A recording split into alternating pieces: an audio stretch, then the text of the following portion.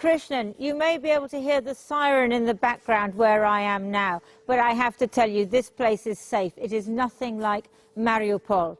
The local council there described the city as ashes of a dead land today.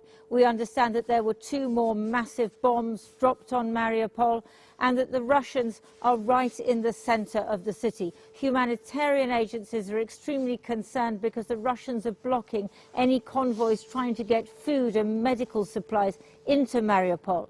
Then there are all those civilians who are desperate to leave.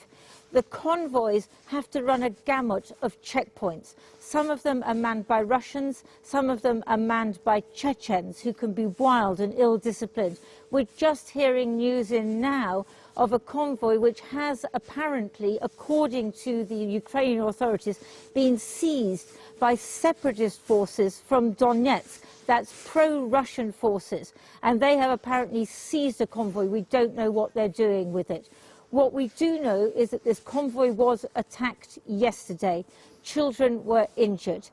And viewers may find in my report from the Zaporizhzhia Regional Children's Hospital some of the images distressing. You always want the best for your kids. And this is the best available. Sandbags at the window. Staff working round the clock, doing all they can to save the children shot while fleeing Mariupol. This 5-year-old was in a convoy which came under fire after passing a Russian checkpoint yesterday. He was shot by automatic gun yesterday. It was abdominal cavity injury. It was a bullet which ruptured bowel, rupture intestinal. That's why we had to do operation during the 5 hours. Maybe in future he will live, but he will have some problem, maybe disability. In the general ward, we found 15-year-old Michael and his mother preparing to leave. He caught shrapnel in his neck in the same incident. Luckily, he's not too badly hurt. Were you very frightened? Yeah. When they started shooting, I was very afraid, and I don't feel pain. You didn't feel pain? Yeah. Did the windows of the bus? No, when they start shooting, we run from the car, because if they shoot in the car, I will die. And when I stay, they start, the bomb drop close to me and shoot me. Yeah. Мы попали под обстрел, начали рваться снаряды, люди выбежали с машин. Спрятались, ну, попадали везде. Когда начали обстреливать, уже тогда крикнули: давайте в машинах, потому что люди просто гибнут на глазах. Прыгнули в машине и уже по скорости откидали, там заграждения были, отбросили заграждения и стартанули машины, и уже на полной скорости ехали. 11-year-old Milena was injured fleeing Mariupol with her family last Wednesday. He received bullet in a knee. Understand? Yeah, in the knee. She has rupture of tongue, of vertebra, of knee. She is happy because with bullet didn't rupture vasorum, carotid artery. Her carotid artery. Carotid artery. That's why she is happy. She will live. She can breathe. She can speak. It's nice. Milena's mother is clear about who shot up their car just after they passed a checkpoint manned by Chechens. Все были чеченцы или я не знаю, скорее всего они. Они даже разговаривали на ломаном русском языке. Они же и пытались потом нас спасти. Они начали утверждать, что они не стреляли, а стрелял. Я говорю: а кто ж тогда стрелял, если вы были стояли с направленными на нас автоматами? кто стрелял. Они говорят, это не мы, у нас у самих дома дети. И доставили нас в больницу. Оттуда же они организовали нам конвой Красного Креста сюда, в Запорожье. The staff at the Zaporizhzhia Regional Children's Hospital never expected this. How many more children will they have to treat as the Russians come ever closer to capturing Mariupol? Well, away from Mariupol, nearly a month into this war, fighting continues, but with few major new gains on either side. The UN Secretary-General, Antonio Guterres, today described it as unwinnable. Fighting continues in the towns and suburbs around Kyiv, with the capital under curfew until tomorrow morning. There's been intense fighting around Mykolaiv as Russia continues its attempts to cut off Ukrainian access to the Black Sea. In Kherson, Russian troops again fired tear gas to disperse protests against the city's occupation. And there were heavy Russian strikes on the airport in Kramatorsk. A warning, my report contains some distressing images. The terror of bombs falling at the airport in Kramatorsk. The city is strategically important near the Russian-occupied part of Donetsk and key to controlling the road to Mariupol. Closer to the front line in Severodonetsk, a children's hospital came under fire and then 2 people were killed outside a supermarket.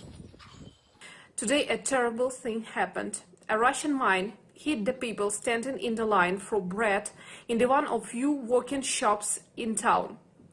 There is a humanitarian disaster in Severodonetsk, and standing in that line, it's a question of people's survival. They destroyed my house too. This happens to every place Russians come to.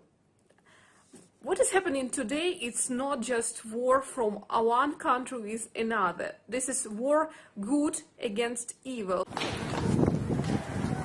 They came onto the streets again in Kherson, protesting against the Russian occupation of the city. And again, Russian soldiers fired tear gas and stun grenades to disperse them. There were some injuries, but so far no one has been killed. The Ukraine Foreign Ministry claims 300,000 people in Kherson are running out of food and medicine and accused Russia of not allowing them to leave. The local councillor, Ilya Kalamalikov, sent us his latest information. На сегодняшний день ситуация в городе критическая. У нас совершенно не хватает медикаментов для того, чтобы люди могли поддерживать жизнь. Те люди, которые больные, раковые больные, там, астматики, диабетчики и так далее. Люди из-за этого пытаются вырваться из города, едут, и учитывая, что нет зеленых коридоров, едут на свой страх и риск через линию фронта, подвергаются обстрелами. The Russian military released footage of their much-hyped hypersonic missiles. Last night, President Biden claimed it was a sign of Russian weakness against Ukrainian air defences that this super-fast weapon was being used. The Russians see its use rather differently, as a triumph of technology. They also put out propaganda video of attack helicopters they call night hunters, claiming to have destroyed 9 Ukrainian tanks and several armoured vehicles. 50 miles away from Kherson in Mykolaiv, the psychiatric hospital was destroyed by a missile yesterday. 3 people in the town were reported dead, but they had a lucky escape here. Staff got everyone out of the wards to safety just before the attack. Dr. Anatoly Pavlov can't believe what's happened to his hospital. Русские так подло поступили с нами. Это очень жестоко.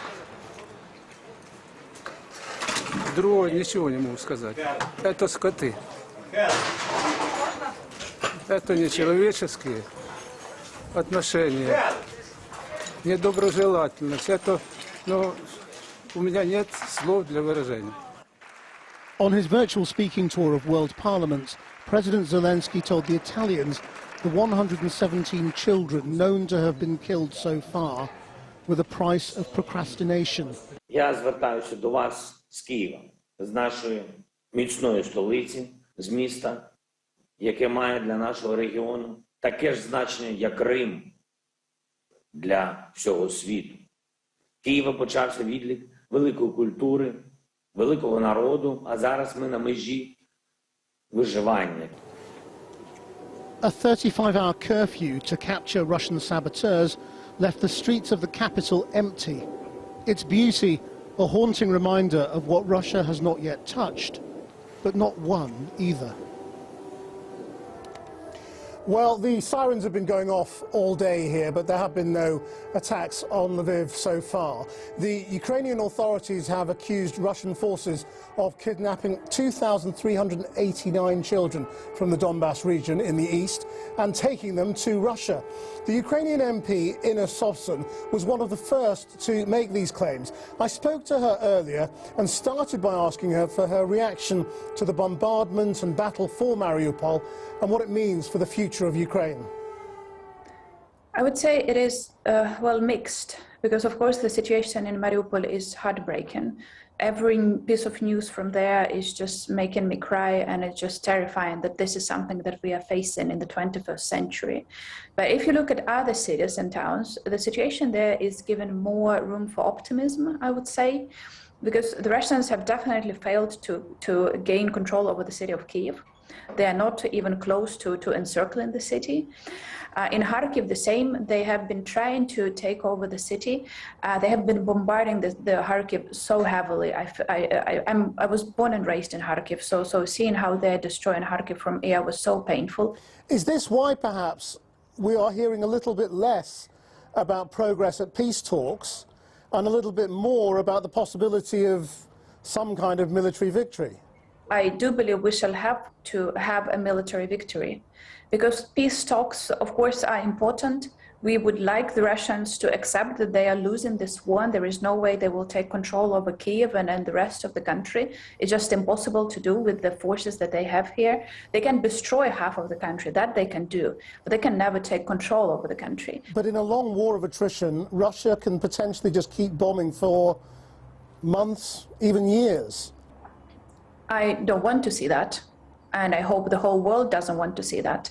And I hope the whole world will realize that this is the Hitler of our times, and the whole world needs to stand against him. Now, you are one of the people who has been talking about the kidnap, effectively, of children from the Donbass, from the Russian-occupied areas. Can you tell me what you believe has happened? We know now that Russians are capturing Ukrainians. They have been capturing grown-ups in Mariupol and sending them to basically slave camps or labor camps in distant areas in Russia. And then we also learned from Ukrainian government that they have also taken 2,389 children from Donbass area. So I believe the majority of those children were either living in some types of orphanages, or they were left after their parents were killed, and they just, take over the city, and then they were just taking the children who were left there and then sending them to Russia. Either of it is, of course, unacceptable. We don't know about the destiny of those children. But given that the number that was provided by the Ukrainian government is very specific, I am absolutely sure that it is based on knowledge of very exact fact of what is happening on the territories currently controlled by the Russians. Have you seen any specific evidence about this? Or are you just taking the word of the government? I did speak to some people in the government to understand to what extent they have evidence. And from what I heard was exactly this, what I was telling you, that many of those kids who were taken from orphanages or hospitals. And but they do have enough evidence of this on their side, which they do not always can disclose openly. I suppose the Russians might argue that they're taking the children to safety away from a war zone. Do you think that would be an acceptable explanation? They are the one who started the war. They are the one who came to our territory. So, and there is no way that, taking away the children from one country to another is acceptable. We just want them out of our country, and then those children will be out of war zone once they stop the war here. Inna Sovsun, thank you very much indeed. Thank you so much. Thank you. Russia's most prominent opposition leader, Alexei Navalny, has been sentenced to 9 more years in prison after being convicted of fraud. Supporters of Navalny say the charges were fabricated and designed to keep him behind bars as long as possible. A vocal critic of Vladimir Putin, Navalny returned to Russia after being hospitalized by a poisoning he blamed on the Kremlin. He will serve his sentence in a remote maximum security prison.